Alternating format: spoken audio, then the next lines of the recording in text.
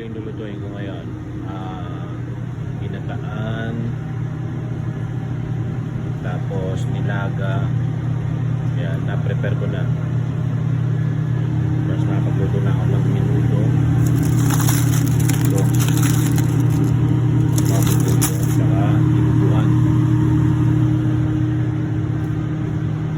Tapos chicken and asal.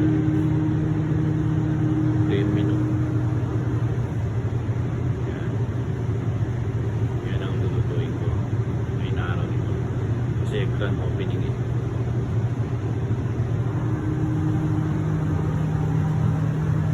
Prepare ko lang mga bandang 11 reservation na yung lulutuin na.